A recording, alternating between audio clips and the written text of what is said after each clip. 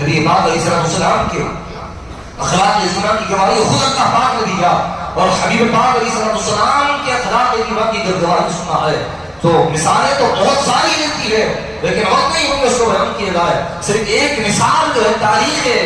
کے صفحات میں ایسی چمک رہی وہ ایسی چمک رہی جس طرح آسمان میں ستارے چمکتے ہیں. حدیث پاک کے صفحات میں وہ مثال چمک رہی. کون سی مثال ہے؟ حضرت زید بن حارثہ رضی اللہ عنہ یہ نبی پاک علیہ السلام کے غلام ہیں. سرکار دو علیہ السلام کی غلامی میں یہ رہے. 8 سال کی عمر کے تھے تو ان کو ڈاکوؤں نے چوری کر کے مکہ مکرمہ کے بازاروں میں لا کر بیچ دیا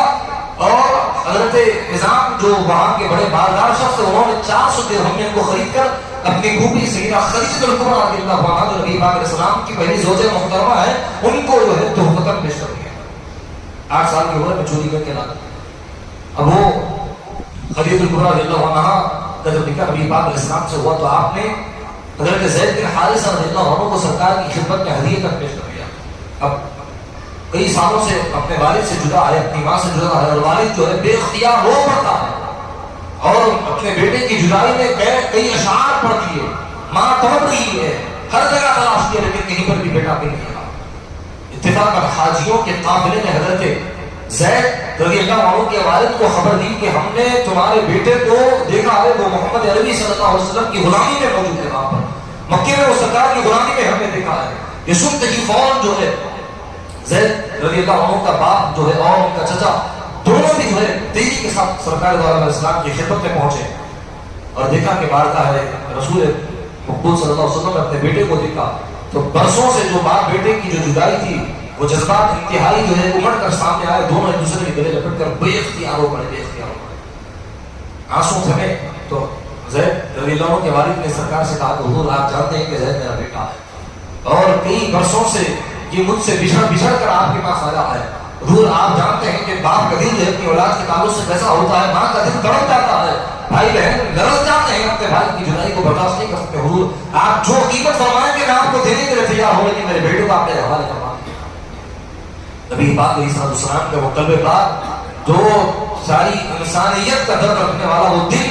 حبیب پاک علیہ السلام نے فرمایا کہ قیمت کی ضرورت نہیں ہے, اگر آپ کے بیٹے آپ کے ساتھ اگر آنے کے لیے راضی ہیں تو بالکل میں اجازت دیتا ہوں جا سکتے ہیں. آپ نے فرمایا کہ بیٹے زید جاؤ, تمہارے والد تم کو بلانے کے لیے آئے ہیں, یہ تمہارے چچا ہے, ان کے ساتھ جاؤ اپنے وطن کو اور خوشی خوشی سے باقی کی زندگی اپنے گھر والوں کے ساتھ گزارو. والد کی لمبی چوڑی تقریر کو سن کر حضرت زید رضی اللہ تعالیٰ عنہ ایک نظر بھر کے اپنے والد کے چہرے کو دیکھا اور ایک نظر امام الانبیاء کے چہرے کو دیکھا. نبی پاک علیہ السلام فرمانے لگے بیٹے زید جاؤ اپنے والد کے ساتھ, ان کے ساتھ رہو, یہ تمہارے والد تم کو لے جانے کے لیے آئے ہیں, تمہارے چچا ہے. حضرت زید رضی اللہ تعالیٰ عنہ کا سر جھکا لیتے ہیں اور جھکا کر کہتے ہیں کہ حضور اگر میں اپنے والد کے ساتھ چلا جاؤں گا تو یہ آپ کے دربار سے مجھ کو جدا ہونا پڑے گا. میرے سینے میں ایسا دل نہیں ہے کہ جس میں آپ کی جدائی کے صدمے کو میں برداشت کروں. حضور یہ کبھی بھی مجھ سے گوار نہیں ہوگا, اس لیے کہ حضور آپ کے قدموں میں جب میں نے آیا ہے 8 سال تک انہوں نے مجھ کو پال کر پوس کر بڑا کیا اور اس کے بعد چوری کر کے مجھ کو یہاں لا کر بیچا ملا اور اس کے بعد جب سے میں نے آپ کی غلامی میں حضور آپ کی غلامی نے مجھ کو اپنے وطن کی یاد دلا دی. نبی پاک علیہ السلام جانے کے لیے فرما رہے کہ اپنے والد اور اپنے چچا کے ساتھ جاؤ,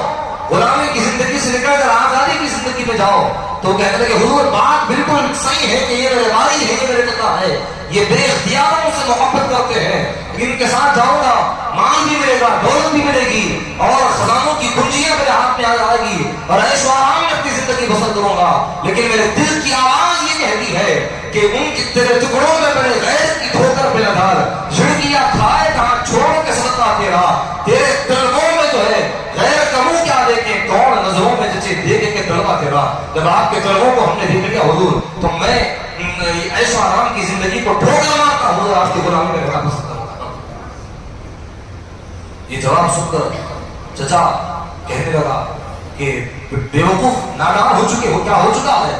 ارے آزادی کی زندگی چھوڑ کر غلامی کی زندگی میں رہنا پسند کرو گے, کیا مل رہا ہے یہ غلامی میں رہنے کی وجہ سے. تو زید رضی اللہ عنہ نے بیت زنا کہا اور بلند آواز سے جواب دیا, اس طرح آپ اس غلامی کی زندگی کو, یہ غلامی کی زندگی کو آزادی کی زندگی کو اس پر ترجیح دیتے ہیں. اگر یہ آپ یہ فرماتے ہیں تو سنیے, اس غلامی کی زندگی پر ہزاروں آزادیاں قربان ہے. اگر حفظ قصور کی سلطنت بھی آ کر میرے قدموں میں ڈال دی جائے تو حبیب پاک کی غلامی مصطفیٰ کا دربار یہ میرے لیے ایسا دربار ہے کہ اگر دنیا کی دولت بھی میرے قدموں میں لا کر ڈال دی جائے تو وہ دولت مچھر کے پر سے زیادہ میرے پاس ذلیل و خوار ہے، اس سے زیادہ حقیقت نہیں ہوتی ہے وہ دربار ہے۔ باری اور خوشی خوشی سے چلے گئے، روتے ہوئے چلے گئے، کہنے لگے اگر تمہاری خوشی سرکار کی غلامی میں رہنے کے لیے تو ہم تم کو مجبور نہیں کریں گے، تم پر جبر کریں نہیں کریں گے، جاؤ خوشی خوشی سے رہو۔ روتے ہوئے نکل گئے وہاں سے۔ اب ان کی یہ محبت بھری تقریر کا امام الانبیاء کے قلب پر ایسا گہرا اثر پڑا، حبیب پاک علیہ السلام اسی وقت حضرت زید کا ہاتھ پکڑ کر